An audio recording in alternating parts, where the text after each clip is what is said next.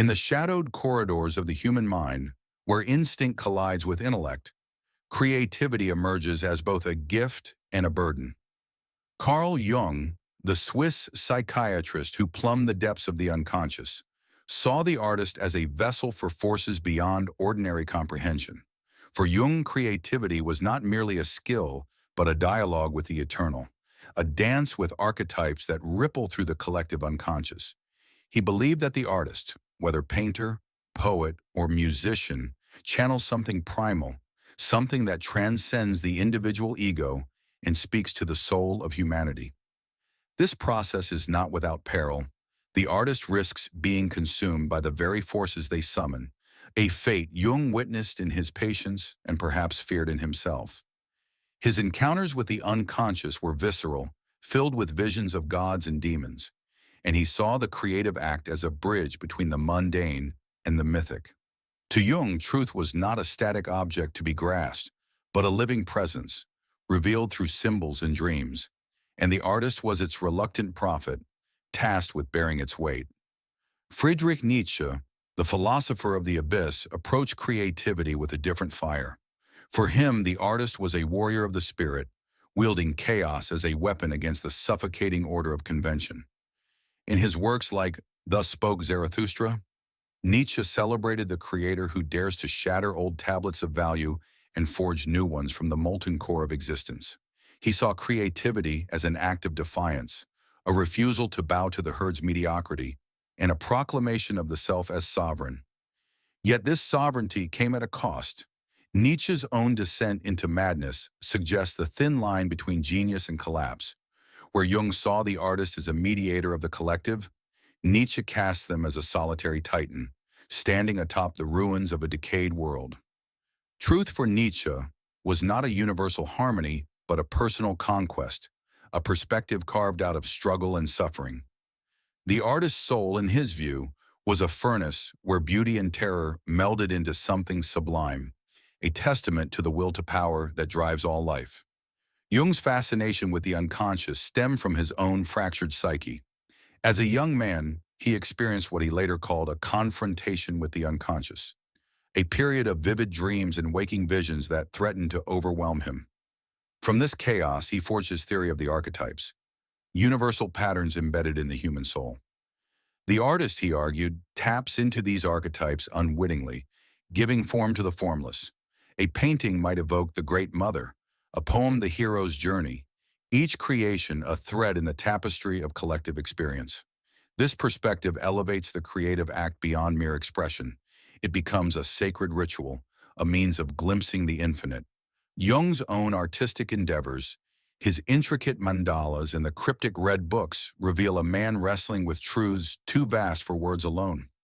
For him, the artist's soul is a mirror reflecting both the light and shadow of humanity, a paradox that heals even as it wounds. Creativity in this light is less about invention and more about revelation, a peeling back of layers to expose what has always been. Nietzsche, by contrast, scorned the notion of a shared unconscious as a comforting illusion. His philosophy was a clarion call to the individual, a rejection of anything that diluted the self's potency. In The Birth of Tragedy, he traced the roots of art to the clash between Apollonian order and Dionysian frenzy, a duality that echoes Jung's tension between consciousness and the unconscious, but with a fiercer edge. For Nietzsche, the artist's soul thrives in this conflict, drawing strength from the Dionysian impulse, the wild, ecstatic abandon that defies reason. He admired the Greeks for their tragic art, which embraced life's absurdity rather than fleeing from it. Truth in this schema is not a hidden unity, but a brutal, intoxicating force that the artist must seize and shape. Nietzsche's own writings, with their lyrical ferocity, embody this ethos. He was an artist of thought, sculpting ideas that provoke and unsettle. Where Jung sought integration, Nietzsche reveled in rupture, seeing creativity as the spark that ignites when opposites collide. The interplay between Jung and Nietzsche reveals a profound duality in the artist's soul. Jung's vision is inward, a descent into the labyrinth of the unconscious where truth lies in wait, cloaked in symbols. Nietzsche's is outward, a leap into the void where truth is forged in the heat of will. Both recognize the artist as a figure apart, marked by their intimacy with forces most fear to face. Jung's artist heals through integration, weaving the threads of the psyche into a coherent whole. Nietzsche's artist disrupts, shattering illusions to birth something new.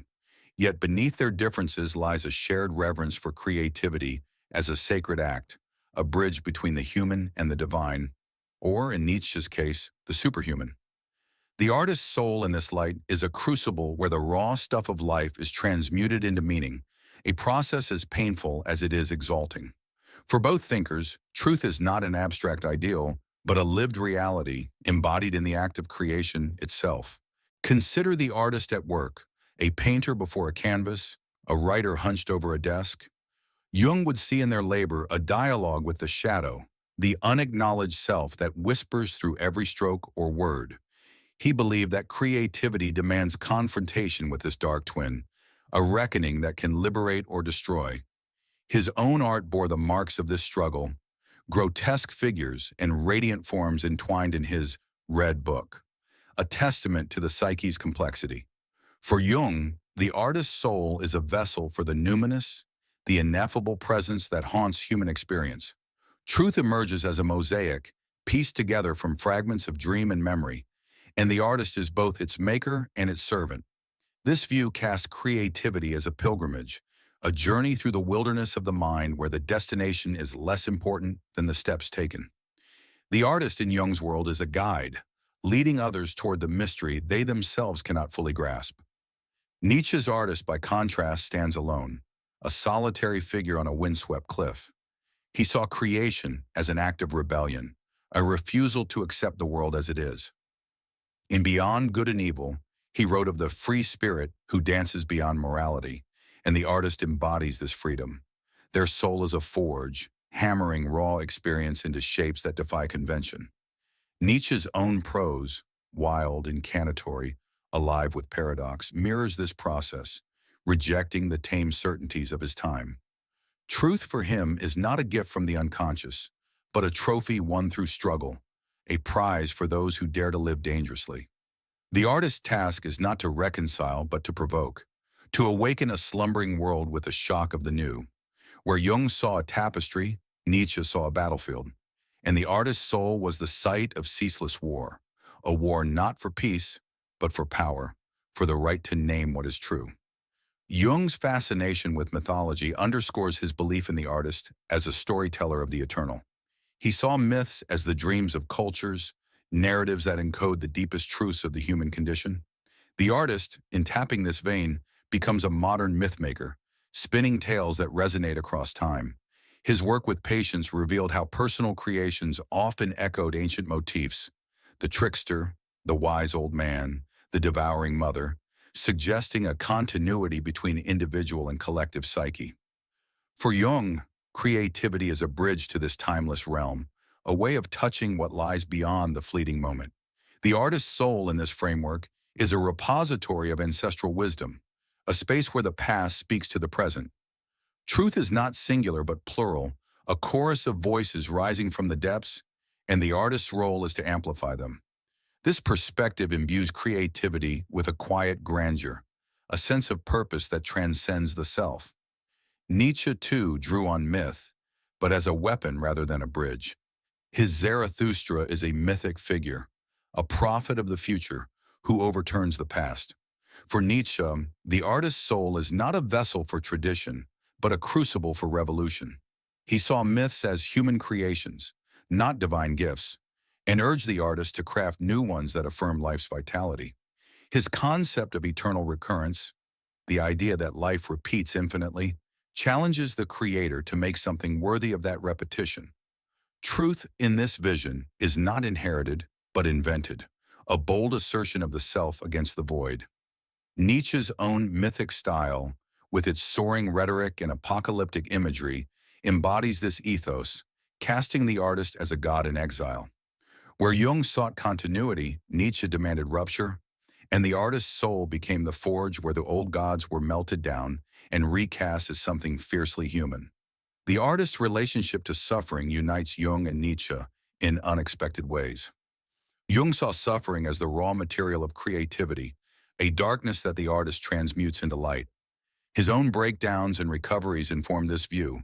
He believed that the wounds of the psyche are the wellsprings of art. In his practice, he encouraged patients to create as a way of processing pain, finding meaning in the act itself. For Jung, the artist's soul is a wounded healer, bearing scars that mirror those of humanity. Truth emerges from this alchemy, a fragile beauty born of struggle. His writings on the shadow suggest that the artist must embrace their own flaws to create authentically, a process that demands courage and humility. Creativity in this light is a redemptive act, a way of stitching the torn fabric of the self and the world back together. Nietzsche, too, linked creativity to suffering, but with a triumphant twist. He famously wrote, "One must have chaos in oneself to give birth to a dancing star," a line that captures his view of the artist as a force of transformation. Suffering for Nietzsche is not a burden to be healed, but a fuel to be burned, driving the will to create. His own life, plagued by illness, isolation, and eventual madness, became the crucible for his philosophy, and he urged the artist to embrace this fate. Truth, in his hands, is not a balm, but a flame, and the artist's soul is the torch that carries it. Where Jung saw redemption, Nietzsche saw affirmation, a refusal to pity the self or the world. The artist, in this schema, is a warrior whose wounds are badges of honor, proof of a life lived without compromise. Jung's emphasis on the collective unconscious suggests a communal dimension to creativity. He believed that the artist's soul is not wholly their own, but a node in a vast network of shared experience. This idea emerges in his studies of synchronicity, the meaningful coincidences that hint at a deeper order. For Jung, a work of art might resonate because it taps this hidden unity, striking chords in others that they cannot fully explain. The artist becomes a conduit, a voice for what lies beneath the surface of daily life. Truth here is a collective inheritance, a treasure trove that the artist unearths for all. Jung's own creations, like the Red Book, feel like transmissions from this realm, dense with symbols that defy simple interpretation. Creativity, in this view, is a gift to the world, a way of reminding humanity of its interconnectedness and its potential for growth. Nietzsche, ever the solitary prophet, rejected such communal solace. His artist's soul stands apart, a peak rising above the plains of the herd. In Thus Spoke Zarathustra, he wrote, "I am a railing by the torrent. Whoever can grasp me, let him grasp me," a line that captures his disdain for dependency. For Nietzsche, creativity is a solitary triumph, a declaration of independence from the masses. Truth is not a shared legacy, but a personal revelation, won through the artist's struggle against conformity. His own works, with their fierce individuality, embody this stance, daring the reader to meet him on his terms. The artist, in Nietzsche's world, is a creator of values, not a reflector of them, and their soul is a fortress against the tide of mediocrity. Where Jung saw a web, Nietzsche saw a summit, and the artist's task was to climb it alone. The tension between Jung's integration and Nietzsche's transcendence mirrors the artist's own inner conflict. To create is to wrestle with both the need to belong and the urge to break free, a paradox that defines the creative soul. Jung's artist finds truth in the depths, diving into the unconscious to retrieve what has been lost. Nietzsche's artist finds it in the heights, forging a path where none existed before. Both paths are fraught with danger, Jung's risks drowning in the collective, Nietzsche's burning out in isolation. Yet both affirm the artist's role as a seeker, a figure who lives on the edge of the human experience. The artist's soul, in this dance of psychology and philosophy, becomes a prism, refracting the light of truth into countless hues. Creativity, for both thinkers, is the pulse of this quest, a rhythm that echoes through the ages. In the end, Jung and Nietzsche offer complementary visions of the artist's soul, each illuminating a facet of its mystery. Jung's is a soul in dialogue, a bridge between the self and the infinite, crafting truth from the raw stuff of the unconscious. Nietzsche's is a soul in defiance, a flame that burns through illusion to assert its own reality. Together, they paint a portrait of creativity as both a burden and a liberation, a force that shapes the artist even as it is shaped. The pursuit of truth in their hands becomes the artist's raison d'etre, a calling that demands everything and promises nothing. Whether through Jung's symbols or Nietzsche's aphorisms, the artist's soul emerges as a testament to the human capacity for wonder, terror, and transformation. A mirror held up to the chaos of existence, reflecting a beauty that endures.